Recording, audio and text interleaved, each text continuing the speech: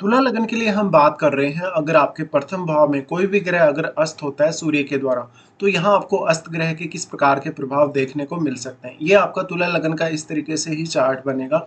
और आपका सूर्य हो सकता है 12th हाउस में स्थित हो, या लगन में स्थित हो, या सेकंड हाउस में स्थित हो। बट जो आपका अस्त ग्रह है वो आपके लगन में स्थित होना चाहिए, क्योंकि हम प्रथम भाव में अस्त ग्रह की बात कर रहे हैं। इनमें से हम एक एक ग्रह को लेंगे और देखेंगे कि इनके अस्त होने से आपको किस प्रकार के प्रभाव देखने को मिल सकते हैं, और अस्त होने से आपके ओवरऑल पर्सनैलिटी पे या ओवरऑल आपके कार्यों पर कैसा प्रभाव पड़ेगा। यहाँ पे सूर्य को सबसे पहले अगर हम देखेंगे तो सूर्य आपके 11th हाउस के लॉर्ड है तुला लगन में। तो सूर्य द्वारा अस्त होना वैसे तो यहाँ ज़्यादातर केस में अच्छा माना जा सकता है। अगर हम देखें सूर्य के जो मित्र ग्रह हैं, जैसे बृहस्पति है, इवन चंद्रमा है, या इवन मंगल भी है, लेकिन इसका प्रभाव आपके रिश्तों के लिए कभी-कभी नेगेटिव हो सकता है। सबसे पहले हम यहाँ लेंगे बृहस्पति को। बृहस्पति अगर मान लीजिए यहाँ सूर्य से अस्त होते हैं आपके लगन में, तो बृहस्पति को सूर्य से पावर मिलेगी, और पावर मिलेगी तो आपको, वैसे तो शुक्र से रिलेटेड है आपका लगन, या आप शुक्र प्रधान पर्सन है, बट इसलिए अब यहाँ बृहस्पति भी प्रभावी होंगे आपके लगन में। प्रभावी होने से इस बात की संभावना बढ़ जाएगी कि आपको ज्ञान बहुत ज़्यादा होगा, आपको कुछ भी नया सीखने, कुछ भी लर्न करने में ईजी रहेगा। साथ ही साथ यहाँ बहुत बड़े किसी सरकारी पद पे जाने या किसी बहुत बड़े लीडरशिप के रोल में आने की संभावना बढ़ जाएगी, क्योंकि देखिए लगन का जो सूर्य होता है वो बहुत अच्छी लीडरशिप की क्वालिटीज प्रदान करता है, और सूर्य यहाँ 11th लॉर्ड भी है, तो ये आपके मान सम्मान और प्रतिष्ठा के लिए बेहद अच्छी स्थिति होगी।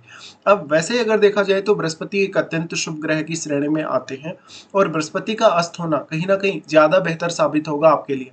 अब बृहस्पति आपके चार्ट में तीसरे भाव के स्वामी है। तीसरे भाव के स्वामी होने की वजह से इसका असर कहीं ना कहीं आपकी कार्य प्रणाली, आपके सोचने समझने के तरीके और काम को करने के तरीके पर पड़ेगा। तो ज्यादातर केस में तो ये आपके लिए पॉजिटिव ही होगा। फिर बृहस्पति यहाँ आपके चार्ट में छठे घर के स्वामी। तो छठे घर से संबंधित जितने भी प्रकार की परेशानियां हैं, समस्याएं हैं, या छठे घर से संबंधित जितने भी प्रकार के कार्य हैं, उनको हैंडल करना आपके लिए आसान हो जाएगा। तो यहाँ पे बृहस्पति का अस्त होना ज्यादातर केस में आपके लिए अच्छा ही होगा। हालांकि ये आपको थोड़ा जिद्दी बना सकता है, कभी कभी बहुत ज्यादा अपने ज्ञान का या अपनी प्रतिष्ठा या मान सम्मान का दिखावा भी आप यहाँ कर सकते हैं। पर यहाँ पे अब आपको आध्यात्मिक प्रोग्रेस अगर करना है, या जीवन में ज़्यादा से ज़्यादा ज्ञान प्राप्ति की तरफ जाना है, या आध्यात्मिक प्रोग्रेस के साथ साथ अपने जीवन को बहुत अच्छे से बैलेंस में लाना है आर्थिक रूप से या अपने रिश्तों के हिसाब से, तो बृहस्पति आपका यहाँ पे काफ़ी ज़्यादा सपोर्ट करेंगे।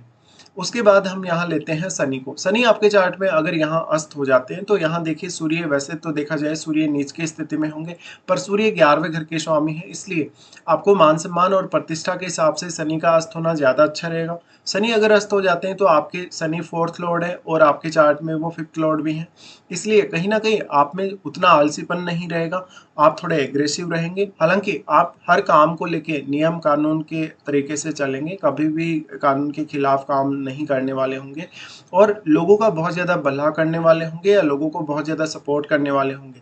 उसी तरीके से आप अपने जीवन में हमेशा अनुशासन को फॉलो करेंगे, तो आपके सक्सेसफुल होने की संभावनाएं उतनी ही तीव्रता से बढ़ भी जाएंगी।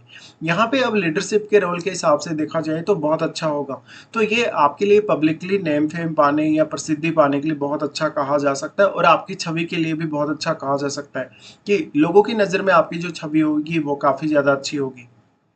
सनी यहाँ अब 4th लॉर्ड है। 4th लॉर्ड होने के केस में ऐसा जातक अपनी फैमिली के प्रति पूर्ण रूप से डेडिकेटेड होगा, और वो अपनी फैमिली की जिम्मेदारियों को पूरा भी कर पाएगा, और आपको मेहनत करना जरूर आसान होगा, और आपकी लाइफ में उतना ज़्यादा डिले भी नहीं होगा। अब डिपेंड ये करता है कि शनि कितने ज़्यादा क्लोज हैं सूर्य के, और कितना ज़्यादा सूर्य उन पर अपना प्रभाव डाल पा रहे हैं। वैसे देखा जाए तो शनि यहाँ उच्च की स्थिति में होंगे। उच्च की स्थिति में होंगे तो ये आपके प्रसिद्धि के लिए या मान सम्मान के लिए और भी ज़्यादा अच्छा होने वाला है, और सूर्य क्योंकि 11th लॉर्ड है तो आपका नेटवर्क भी बहुत बड़ा होने वाला है, या आपको फॉलो करने वाले लोग बहुत बड़ी संख्या में होंगे। शनि यहाँ पंचमेश है। पंचमेश होने के केस में इस बात की संभावना बढ़ जाएगी कि आप कोई भी पर्टिकुलर जो भी निर्णय या जो भी डिसीजन अपनी लाइफ में लेंगे, काफ़ी सही समय पर काफ़ी अच्छे से सोच समझ के लेंगे, और कभी कभी अपना प्रभाव दूसरों पर ज़्यादा दिखाएंगे, तो ये आपके कैरियर के लिए बहुत ज़्यादा अच्छा साबित हो सकता है। अगर हम लेते हैं मंगल को, तो मंगल मान लीजिए यहाँ अस्त हो जाते हैं, तो ये आपके पारिवारिक जीवन, आपके रिश्तों और आपकी मैरिड लाइफ के लिए उतना अच्छा नहीं होगा। हालांकि परिवार के प्रति आप डेडिकेटेड तो होंगे, लेकिन परिवार पर पूर्ण रूप से हावी रहेंगे। यहाँ पे आप में एग्रेशन बहुत ज़्यादा होगा, तो जीवन में कुछ भी बहुत बड़ा करने की क्षमता भी आप में होगी। लेकिन ये जो क्षमता मिलेगी आपको, जो मंगल की एनर्जी जो मिलेगी, ये रिश्तों के लिए बहुत भयानक होगी और आप बहुत ही डोमिनेटिंग पर्सन होंगे। डोमिनेटिंग होने की वजह से आपकी मैरिड लाइफ और आपके पारिवारिक जीवन पर नकारात्मक प्रभाव पड़ेगा। अक्सर आप जीवन में कुछ बहुत बड़ा करने को देखेंगे और दूसरे किसी की भी बात आप सुन नहीं सकते। इसलिए कहीं न कहीं खुद पर थोड़ा-सा आपको ज़्यादा फ़ोकस करना होगा, लेकिन ये आपके करियर के लिए बहुत ज़्यादा अच्छा हो सकता है, आपके नेटवर्क के लिए बहुत ज़्यादा अच्छा हो सकता है। ऐसे लोगों को पार्टनरशिप ज़्यादा सूट नहीं करेगी। अगर वो इंडिविजुअली ही या अकेले ही कोई पर्टिकुलर काम करे, तो ज़्यादा बेहतर है। मंगल अस्त हो जाने के केस में सूर्य उनको क्योंकि अपना पावर प्रदान कर रहे हैं, तो मंगल का यहाँ एग्रेशन या मंगल का फायर पावर और भी ज़्यादा बढ़ जाएगा। हालाँकि आपकी हेल्थ बहुत ही ज़्यादा बेहतर होगी, लेकिन आप में एग्रेशन बहुत ज़्यादा होगा या ईगो भी बहुत ज़्यादा होगा, ये आपके खुद के लिए थोड़ा खतरनाक होगा। उसके बाद अगर देखा जाए तो मंगल आपके चार्ट में सेकंड हाउस के लॉर्ड है। सेकंड हाउस के लॉर्ड होने की वजह से आप अपनी फैमिली पर बहुत ज़्यादा हावी रहेंगे और अपने आर्थिक संसाधनों के माध्यम से दूसरे लोगों पर अपना प्रभाव जमाएँगे।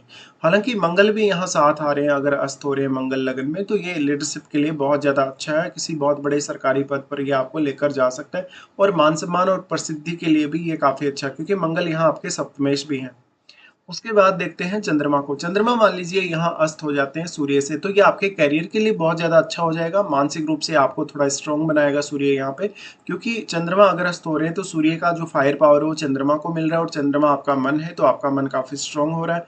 साथ में फादर और मदर के साथ बहुत ज़्यादा अच्छे रिश्ते होने की संभावना होगी और फादर और मदर का रोल भी आपकी लाइफ में काफ़ी इंपॉर्टेंट होगा। चंद्रमा यहाँ 10th लॉर्ड होने के केस में इस बात की संभावना बढ़ जाएगी कि करियर में स्टेबिलिटी आप ला सकेंगे और करियर के लिए काफ़ी ज़्यादा प्रयास भी आप करेंगे और काफ़ी मेहनती भी होंगे। तो मानसिक तौर पे आप बहुत ज़्यादा तरोताज़ा महसूस करेंगे, आप कितना भी काम कर लें, आपकी कार्य क्षमता बहुत ज़्यादा होगी।